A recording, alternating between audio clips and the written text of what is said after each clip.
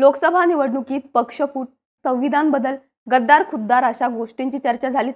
पण त्यावेळी आणखी एक मुद्दा बराच गाजला होता. तो म्हणजे डुप्लिकेट तुतारीचा. शरद पवार गटाचे उमेदवार उभे असणाऱ्या काही मतदारसंघात अपक्ष उमेदवाराला ट्रम्पेट अर्थात तुतारी चिन्ह मिळालं होतं. शरद पवार गटाचं चिन्ह तुतारी वाजवणारा माणूस आहे. अशा डुप्लिकेट तुतारीमुळे शरद पवार गटाला फटका बसला होता. साताऱ्यात शरद पवार गटाच्या शशिकांत शिंदे यांचा भाजपच्या उदयनराजे भोसले यांनी 32,771 मतांनी पराभव केला होता. इथं ट्रम्पेट चिन्हावर निवडणूक लढणाऱ्या संजय गाडे यांना 37,062 मतं मिळाली होती. या डुप्लिकेट तुतारीमुळे शरद पवार गटाच्या शशिकांत शिंदे यांचा पराभव झाल्याचं सांगितलं जातं. असाच पॅटर्न दिंडोरी लोकसभा मतदारसंघात देखील बघायला मिळाला होता. पण इथं डुप्लिकेट तुतारी नव्हती, तर नाम साधर्म्य असलेले उमेदवार होते. शरद पवार गटाकडून इथं भास्कर भगरे यांना तिकीट दिलं होतं. ते पेशाने सर आहेत. अशात या मतदारसंघात बाबू भगरे सर नावाने अपक्ष अर्ज दाखल करण्यात आला होता. या नावाला तब्बल 1,03,632 मतं मिळाली होती. इथं शरद पवार गटाच्या भास्कर भगरेंचा विजय झाला. मात्र नावात साधर्म्य असल्यामुळे मोठ्या प्रमाणात मतविभाजन झाल्याचं बघायला मिळालं. रायगड लोकसभा मतदारसंघात देखील ठाकरे गटाचे आनंद गीते उमेदवार असताना तिथं आनंद गीते नावाचे इतर 2 अपक्ष उमेदवार मैदानात उतरले होते. लोकसभेतला हा पॅटर्न आता विधानसभेत देखील बघायला मिळतोय. तब्बल 9 मतदारसंघात अशा प्रकारे नाम साधर्म्य असलेल्या लोकांनी उमेदवारी अर्ज भरला. साहजिकच याचा फटका मूळ उमेदवाराला होण्याची शक्यता आहे. या डुप्लिकेट उमेदवारांमुळे खऱ्या उमेदवाराची गेम होण्याची शक्यता आहे. नाम साधर्म्यामुळे होणाऱ्या मतविभाजनाचा फायदा विरोधी उमेदवाराला होऊ शकतो. आता हे मतदारसंघ नेमके कोणते आहेत, तिथे डमी उमेदवारांचं आव्हान कसं असेल पाहूया त्या व्हिडिओच्या माध्यमातून. नमस्कार, मी नम्रता आणि तुम्ही बघताय बोल भिडू. डमी उमेदवाराचा फटका बसू शकतो असा पहिला मतदारसंघ म्हणजे नांदगाव.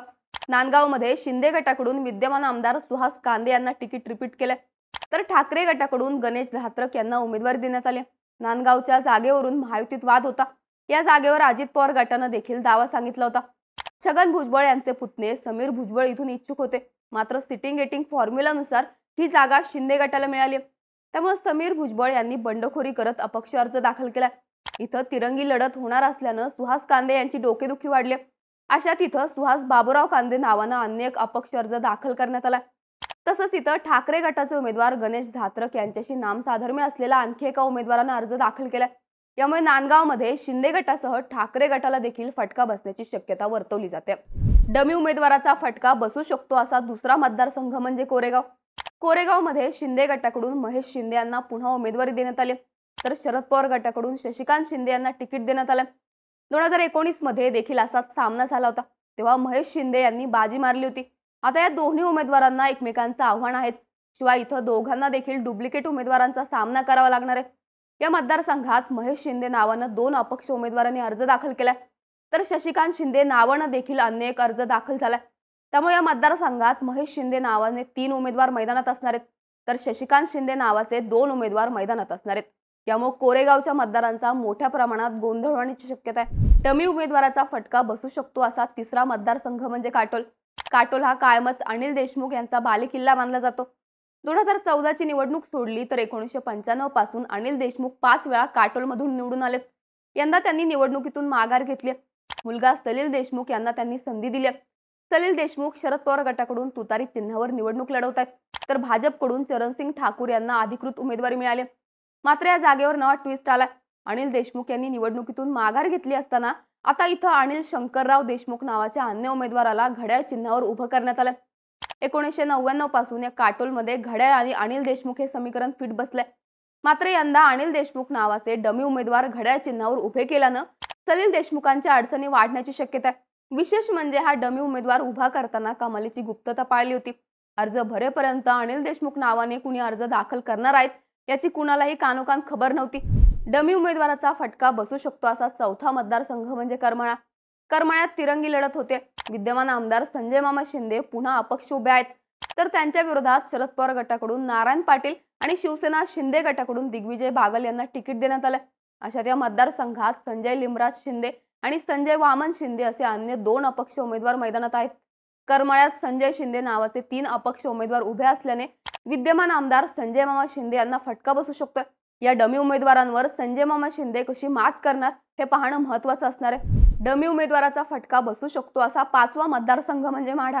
माढ्यात देखील तिरंगी लढत होणार आहे. इथं विद्यमान आमदार बबनदादा शिंदे यांचे पुत्र रणजितसिंह शिंदे अपक्ष निवडणूक लढवत आहेत. त्यांच्या विरोधात शरद पवार गटाकडून अभिजित पाटील आणि अजित पवार गटाकडून मिनल साठे निवडणूक लढवत आहेत. पण उमेदवारी अर्ज दाखल केल्यानंतर इथं वेगळीच खेळी समोर आली. माढ्यात शरद पवार यांच्याकडून अभिजित पाटील यांना उमेदवारी मिळाल्यानंतर अभिजित धनंजय पाटील यांनी बहुजन समाज पार्टीच्या वतीने उमेदवारी अर्ज दाखल केलाय. तर अभिजित अण्णासाहेब पाटील आणि अभिजित तुळशीराम पाटील अशा अन्य दोघांनी अपक्ष अर्ज भरला. त्यामुळे माढ्याच्या रिंगणात एकूण 4 अभिजित पाटील असणार आहेत. दुसरीकडे बबनदादा शिंदे यांचे पुत्र रणजितसिंह शिंदे यांच्या नावाशी साधर्म्य असलेले रणजित मारुती शिंदे यांनी देखील अपक्ष उमेदवारी दाखल केली. एकूणच माढ्यात यंदा अभिजित पाटील नावाचे 4 तर रणजित शिंदे नावाचे 2 उमेदवार मैदानात असणार आहेत. त्यामुळे याचा फायदा नेमका कोणाला होणार हे पाहणं महत्त्वाचं ठरणार आहे. डमी उमेदवाराचा फटका बसू शकतो अशी 6वी जागा म्हणजे कवठे महाकाळ.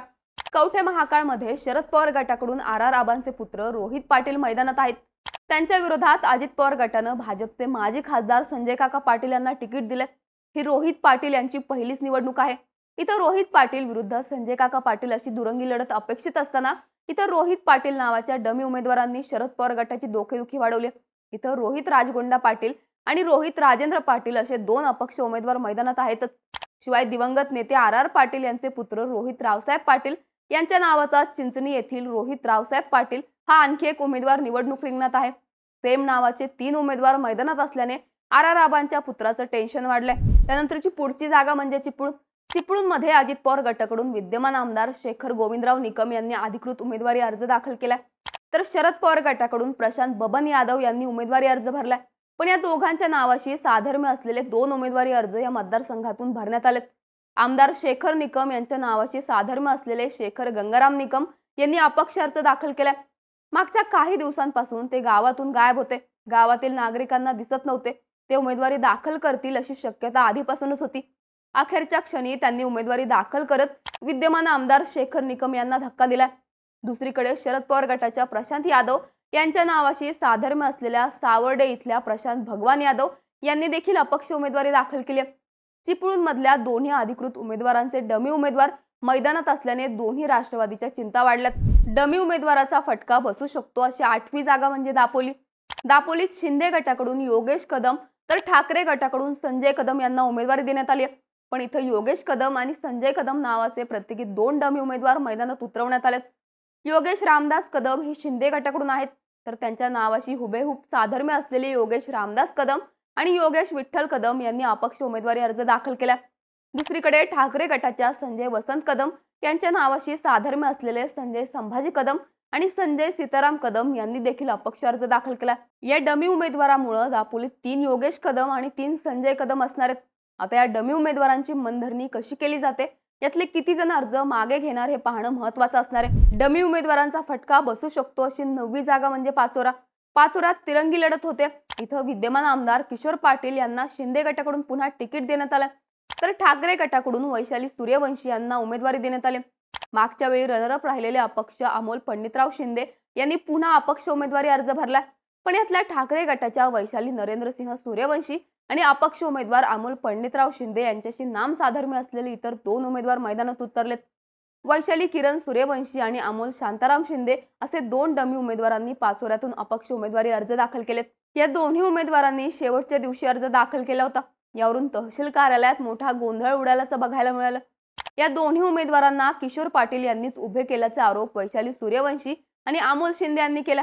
या दोन्ही डमी उमेदवारांविरोधात मूळ उमेदवारांनी आक्षेप घेतला होता. मात्र दोघांचे देखील अर्ज वैध ठरवण्यात आलेत. एकूणच या 9 जागांवरची राजकीय समीकरणं लक्षात घेतली तर डमी उमेदवारांमुळे मुख्य उमेदवारांचा गेम होऊ शकतो असं बोललं जातं. यापूर्वी देखील अशी अनेक उदाहरणं घडली आहेत ज्यामुळे मूळ उमेदवाराला खासदारकी किंवा आमदारकीला मुकावं लागलं. उदाहरण द्यायचं झालं तर 2014च्या लोकसभेचं देता येईल. त्यावेळी रायगडमध्ये शिवसेनेच्या आनंद गीतेंनी राष्ट्रवादीच्या सुनील तटकरे यांचा 2110 मतांनी पराभव केला होता. त्या निवडणुकीत सुनील तटकरे यांच्या नावाशी साधर्म्य असलेल्या अपक्ष सुनील तटकरे यांनी 9849 मतं घेतली होती. या मतविभाजनाचा फटका मूळ सुनील तटकरे यांना बसला होता. आता विधानसभेत 9 जागांवर हाच पॅटर्न रिपीट होण्याची शक्यता आहे. विधानसभा निवडणुकीत 1500 मतांनी निकाल फिरत असतो. अशा त्या डमी उमेदवारांमुळे मूळ उमेदवार पडण्याचे चान्सेस अधिक असतात. त्यामुळेच बऱ्याचदा असे डमी उमेदवार विरोधकांकडूनच पेरले जातात. अनेकदा राजकारणाशी काही संबंध नसणाऱ्या उमेदवाराला देखील निवडणुकीच्या मैदानात उतरवलं जातं. डमी उमेदवारांच्या या खेळीबद्दल तुम्हाला काय वाटतं तुमच्या प्रतिक्रिया कमेंट करून नक्की सांगा आणि अशाच राजकीय घडामोडी विस्तारानं पाहण्यासाठी बोल्ड भिडूच्या YouTube चॅनलला सबस्क्राईब करायला विसरू नका.